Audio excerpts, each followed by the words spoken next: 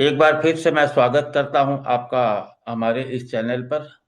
आज के सेशन में हम बात करेंगे नंबर 4 के बारे में। इससे पहले की वीडियो में हमने नंबर 1 से लेके नंबर 3 तक के बारे में बात किया था, जिसमें नंबर 1 से लेके नंबर 3 तक की पर्सनालिटी, उसके पॉजिटिव ट्रेट्स, उसके नेगेटिव ट्रेट्स, सारे सब कुछ डिस्कस किए थे। अगर आपने नहीं देखा हो तो वो वीडियो जरूर देख लेना। इसी क्रम को, इसी सीरीज को आगे बढ़ाते हुए आज हम नंबर 4 के बारे में बात करेंगे। नंबर 4 का बिहेवियर कैसा हो सकता है, उसमें क्या नेगेटिव और पॉजिटिव ट्रेट्स होते हैं, वो सब के बारे में हम बात करेंगे। तो चलते हैं हमारी स्क्रीन पे नंबर 4 को समझने के लिए।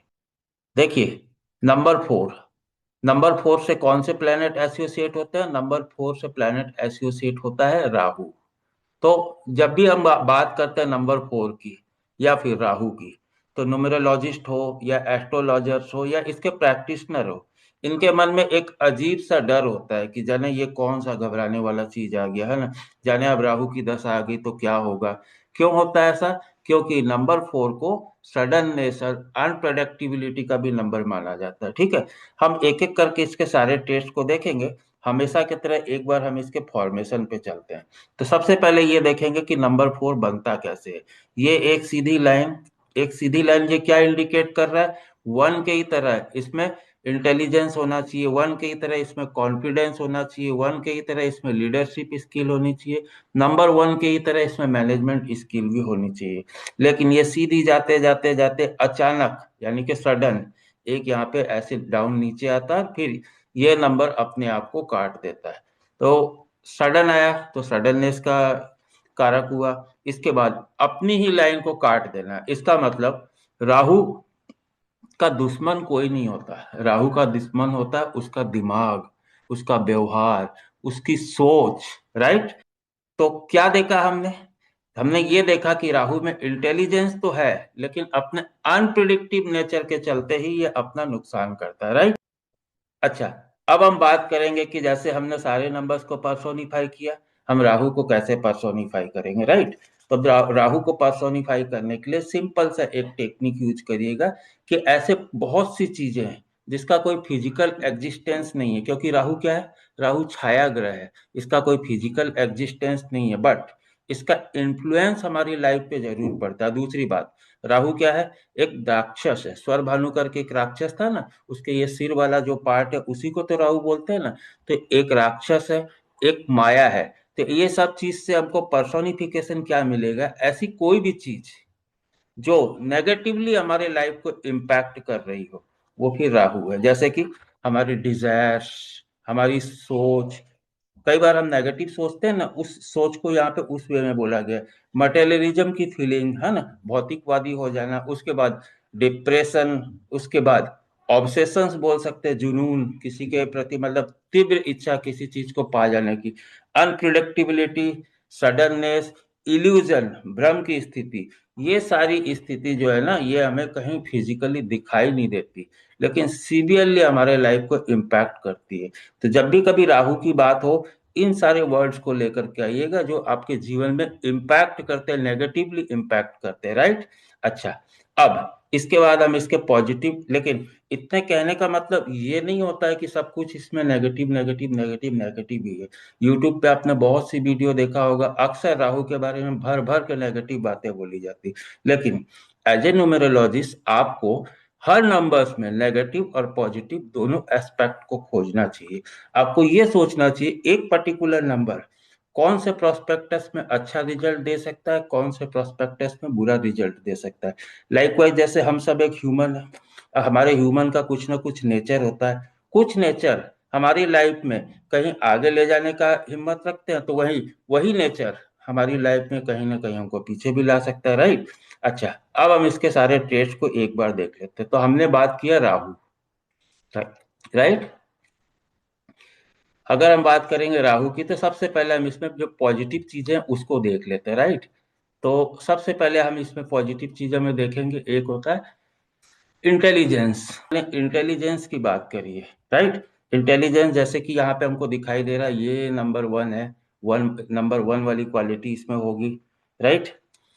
वही सोच होगा, वही सब कुछ होगा। ठीक है, वो बाद में क्या हो रहा है उस पर भी हम आएंगे, फिलहाल इसमें एक इंटेलिजेंस दिखाई दे रहा है।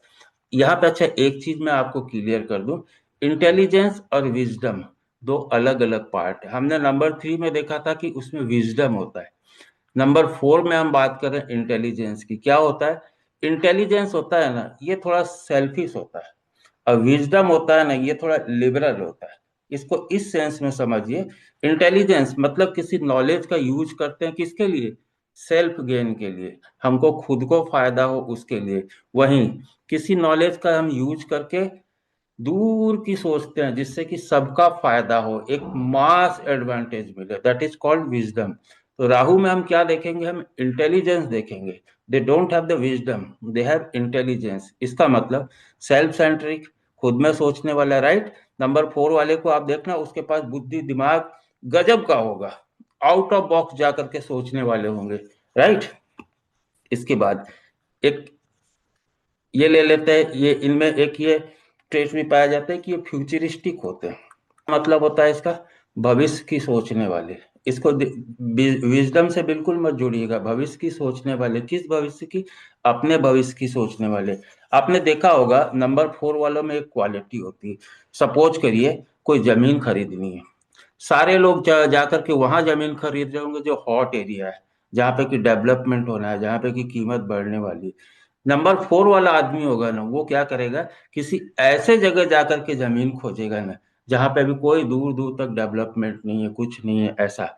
लेकिन उसने दूर की सोची है, फ्यूचर का सोचा है, उसके दिमाग में जो आइडियाज है, क्योंकि ये अलग दुनिया में जीने वाले आदमी, बहुत दूर की सोचने वाले आदमी, वो ऐसी जगह पे जमीन खोजेगा जो कि आज कौड़ियों के दाम बिक रही होगी, और भविष्य में जाकर के उसको मोटा मुनाफा दे देगी।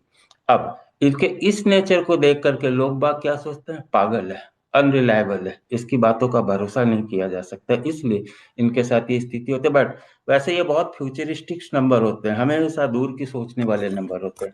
अच्छा, अब जब फ्यूचरिस्टिक हमने जब कहा है, तो फिर इनमें एक ट्रेस और मिल सकता है मेरे को, रिस्क टेकिंग एक्टिविटी।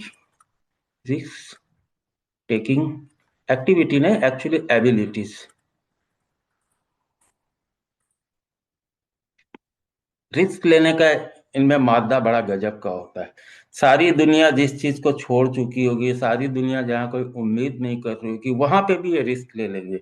हर काम में देखना ये जल्दी रिस्क लेते दिखाई देंगे, बस आते कि वो काम हो चाहे नहीं हो, बट एक बार अपनी प्लानिंग के हिसाब से, अपनी सोच के हिसाब से ये रिस्क ले ही लेते हैं। उसके बाद out of box thinking. Number 4 वालों में आप देखना कि इनकी थिंकिंग गजब की होती है, आउट ऑफ बॉक्स थिंकिंग।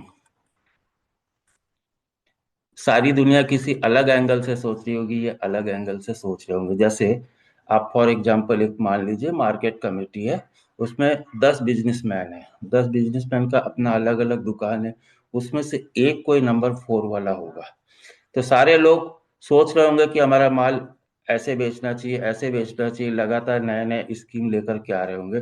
लेकिन ये बंदा क्या करेगा? ये बंदा जाकर के अपने प्रोडक्ट को ऑनलाइन सेल कर देगा। इसका मतलब इसने क्या सोचा? इसने वो सोचा जो यहाँ पे कोई नहीं सोच रहा है। एक रिस्क टेकिंग एक्टिविटी इसमें आई, राइट। इसी नेचर के साथ हमको इसमें मिलता है एक ट्रांसफॉर्मेशन पावर, ट्रांसफॉर्मेटिव पावर। बहुत बड़े बड़े बदलाव लाने वाले लोग होते हैं नंबर 4। किस लिए? इनके लिए इंटेलिजेंस, इनकी फ्यूचरिस्टिक माइंडसेट, इनकी risk taking ability, out of box thinking, इसके इसी इसी गुणों के चलते ये बहुत बड़े बदलाव ला सकते हैं।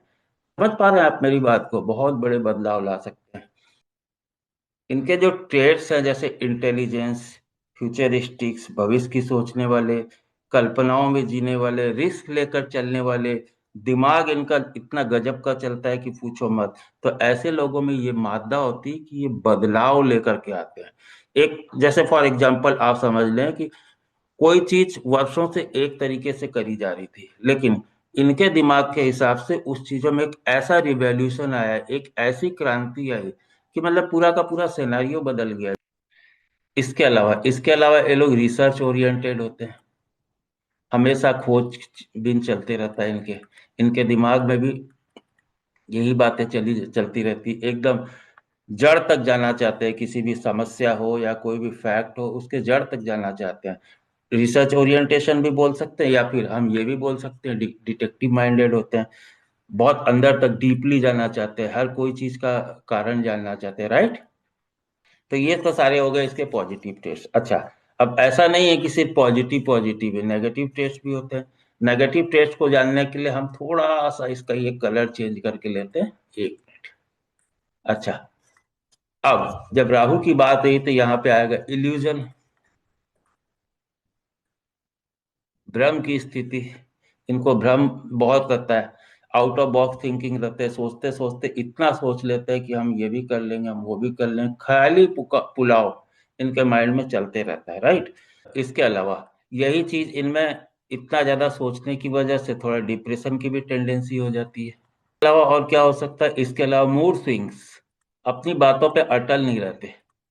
अभी कुछ सोच रहे हैं, पता लगा लंच के समय तक कुछ सोच रहे थे, और लंच के बाद आए तो बोले नहीं यार इसको ऐसे नहीं करूंगा। जैसे मान लीजिए शेयर मार्केट में इन्वेस्ट करना है, शेयर मार्केट में इन्वेस्ट करना है तो सबसे पहले अभी लंच तक चल रहा था कि पेट्रो सेक्टर में लगाएंगे, उसके बाद अचानक दिमाग में आया कि नहीं यार सीमेंट सेक्टर में लगाएंगे। तो इतने ज्यादा ज्यादा इनमें मूड स्विंग्स होते हैं, क्योंकि सोच घूमती रहती है, इनकी सोच स्थिर नहीं रहती, हमेशा कुछ ना कुछ ये सोचते रहते हैं। इसके बाद नंबर 4 जो है लॉसेस का भी नंबर है। बहुत बड़े बड़े इन्वेस्टमेंट इनको नहीं करने चाहिए, अदरवाइज इनको लॉस होता है। आपने देखा होगा कि इनको डॉक्यूमेंट में भी इश्यू आता है। अनप्रिडिक्टिव नेचर के होते हैं ना, अनप्रिडिक्टिव नेचर के होने से कभी सडन प्रॉफिट और कभी सडन लॉस होता है।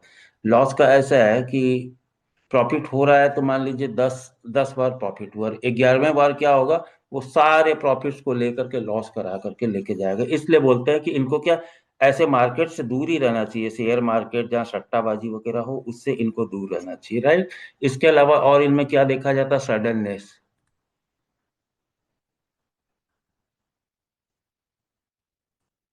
अचानक वाला बर्ताव इनमें देखा जाता है।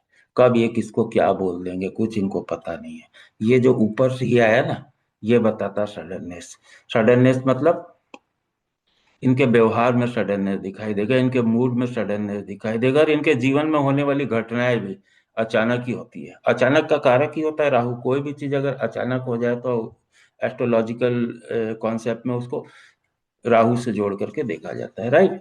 अनप्रिडिक्टिबिलिटी, अनप्रिडिक्टिबिलिटी के बजाय हम इसको अगर लिखेंगे अनरिलायबल।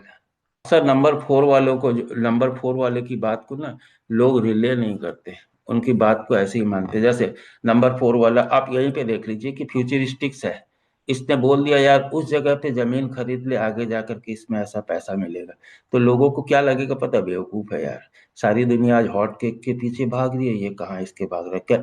जबकि वो ये नहीं समझ रहा है कि ये बंदा फ्यूचरिस्टिक है, इसकी प्लानिंग गजब की, इसने उसके बारे में प्लान किया है, वो बता रहा है, लेकिन लोगों को क्या लगेगा, अनरिलायबल बातें। इसलिए नंबर 4 वालों के साथ ये देखा जाता है कि अगर नंबर 4 वाले जाके जब किसी बात को किसी को कहता है तो सामने वाला उसको विश्वास नहीं करता, अनरिलायबिलिटी।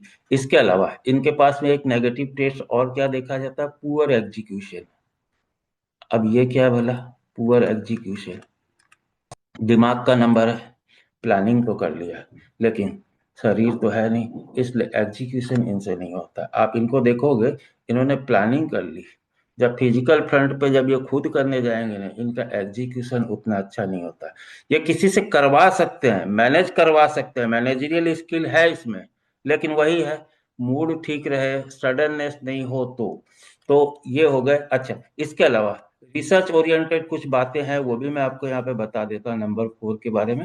नंबर 4 के बारे में पहली बात जो रिसर्च में जो मोटा मोटी आई है वो क्या है, नंबर 4 वालों को आप देखोगे कि इलेक्ट्रॉनिक इक्विपमेंट के इशू रहते हैं, issue with electronic equipment. Number 4 वालों के साथ आप देखना, उनके टीवी, उनके लैपटॉप, उनके मोबाइल, उनके टैबलेट्स अक्सर ये प्रॉब्लमेटिक ही मिलेंगे, इनको खराब ही मिलते हैं। मतलब अगर हो भी तो यूज करते करते बहुत ज्यादा वो हो जाता है। और दूसरा नंबर इनके साथ रिसर्च में क्या मिला है, हाँ इनके साथ ये भी देखा गया है कि डॉक्यूमेंट रिलेटेड प्रॉब्लम्स इनको आती है। जैसे कहीं जमीन की रजिस्ट्री हो रही हो, जैसे कोई ट्रैवल वीजा वगैरह के डॉक्यूमेंट्स हो, तो आप देखना 4 के दशा पीरियड में या 4 वालों को ये कॉमन सी प्रॉब्लम रहती है, या तो उनको डॉक्यूमेंट्स में इशू रहेगा या कुछ ना कुछ मतलब दस्तावेज संबंधी दिक्कत इनको होती है, राइट। तो हम इसको लिख सकते हैं डॉक्यूमेंट रिलेटेड इशू। इसके अलावा नंबर 3 में रिलेशनशिप इशू भी इनके साथ रहता है। क्या इशू रहता है रिलेशनशिप का? मैंने बताया अनप्रिडिक्टेबल नेचर, थोड़ा शक्की टाइप के होते हैं, हमेशा दूसरों पर डाउट करने वाले होते हैं। इनके व्यवहार में भी असमानता रहता है, कभी बहुत ज्यादा प्रेम से बोल लिया तो कभी बहुत ज्यादा रगड़ के बोल दिया, तो जिसके चलते इनके रिलेशनशिप इशू भी रहता है। अच्छा, और एक कॉमन सी चीज जो देखी गई नंबर 4 वालों में, खास करके डेस्टिनी 4 में देखा जाता है, अपने घर से कहीं दूर जाकर के ये रहते, रेसिडेंस अवे फ्रॉम होम।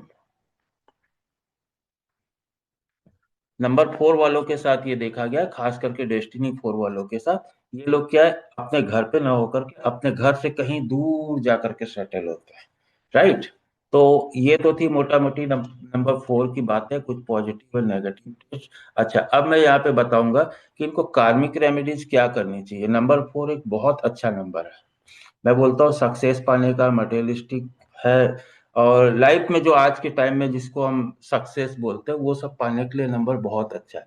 बस करना क्या होगा, इनको अपने इस क्वालिटीज के ऊपर में कंट्रोल करना होगा, जो कि ये कर सकते हैं। जैसे बहुत ज्यादा ऊंचे ऊंचे ख्यालात नहीं बनाए, बहुत ज्यादा लंबी लंबी सोचे नहीं, है ना, जो बोला उसके ऊपर में कायम रहे हैं, अचानक से चीजों में बदलाव न लाएं, है ना, काम जब करते हो तो उनका ध्यान रखें, चिंताओं को ज्यादा न किया करें, है ना। हम जब आगे जब इसको ग्रिड में जब नंबर 4 को प्लेस करेंगे, 4 के दशा काल को समझेंगे, तो ये चीज मैं आपको और अच्छे से बताऊंगा।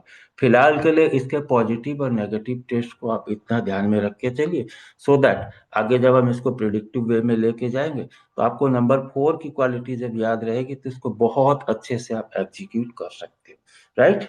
तो ये तो था हमारा नंबर 4 के बारे में। हम आशा करते हैं कि आपको हमारा ये वीडियो अच्छा लगा होगा, हमारा प्रयास पसंद आया होगा, हमारी कोशिश पसंद आई होगी। अगर पसंद आया है तो फिर लाइक शेयर कमेंट करके सब्सक्राइब करके हम हमें मोटिवेट करिएगा, सो दैट कि हम आपके लिए और भी इस तरह की ट्यूटोरियल्स वीडियो लेकर के आते रहें, राइट। अच्छा, एक जरूरी अपडेट ये है कि 26 जनवरी से हमारी न्यूमरोलॉजी की बेसिक से लेकर एडवांस तक की नया सेशन चालू हो रहा है, नया बैच चालू हो रहा है। आप लोगों में से अगर किसी को वैदिक न्यूमरोलॉजी सीखना हो या नंबर्स के बारे में भी डिटेल में जानना चाहते हो, या फिर अपने न्यूमरोलॉजी आपने कहीं से सीखी होगी और उस स्किल को और शार्प करना चाहते हैं, सही ढंग से प्रिडिक्शंस करना चाहते हैं, तो स्क्रीन पे दिए नंबर्स पे कांटेक्ट करिएगा, टीम से बात करिए और रजिस्ट्रेशन कराइए, अपनी सीट बुक कराइए। ओके, तो फिर मिलते हैं अगली वीडियो में, तब तक के लिए मस्त रहिए, व्यस्त रहिए, ऐसे ही मुस्कुराते रहिए। जय श्री कृष्णा।